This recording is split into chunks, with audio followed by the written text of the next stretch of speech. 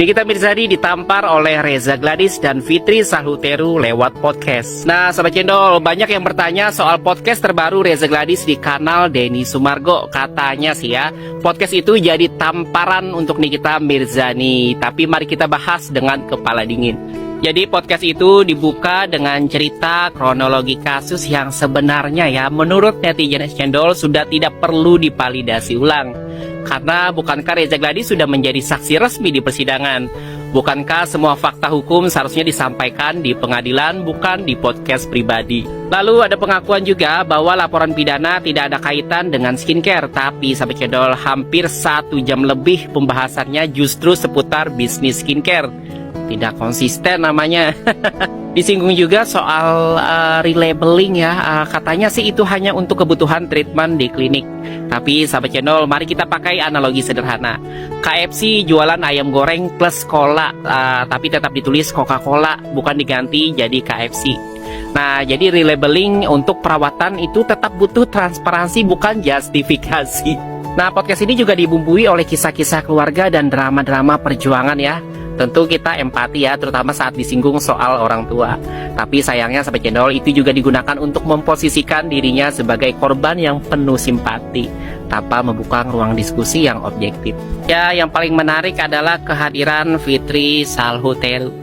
Tidak punya kaitan hukum, bukan pelapor, bukan korban, tapi muncul untuk bicara tentang luka lama pertemanan. Apakah objektif? Apakah relevan? Ya, sebagai orang yang mencoba melihat kasus ini dari sudut pandang hukum dan sosial ya, netizen Cendol melihat podcast ini bukan sebagai upaya klarifikasi, tapi kampanye simpati.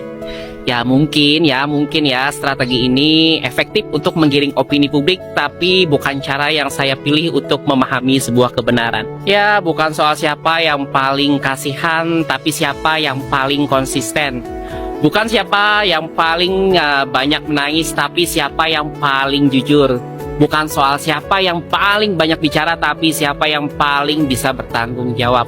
Karena publik mudah tersentuh ya Sahabat Cendol, tapi hukum hanya tersentak oleh bukti.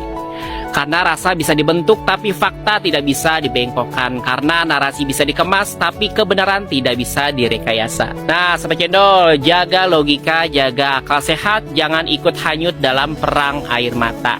Bantu like, follow, dan share video ini, karena logika harus punya panggung, bukan cuma drama. Kan Reverse Skin ini kan produk nih. Di sini kan dia ada BPOM-nya sendiri. Terus kamu bungkus lagi, itu ada 2 BPOM tuh jadinya. Aku tidak isi BPOM-nya karena memang aku cuma lapisi dengan nama treatment glowing good. Berarti BPOM-nya tetap satu. BPOM-nya tetap satu. Karena ada beberapa produk yang saya temukan, di dalamnya ada BPOM-nya, di luarnya ada BPOM-nya lagi. Enggak. Tapi itu ada kan produk begitu kan? Aku kurang tahu, Kurang tapi tahu di ya? produk itu tidak ada. Oh, di punya kamu tidak ada, begitu. bahkan cara pakainya saja ya, karena ada SOP di klinik ini ya, pasien tidak ada cara pakainya di produk tersebut. Jadi kamu hanya membungkus aja, tapi BPOM-nya tetap satu gitu, dan itu terdaftar sah gitu.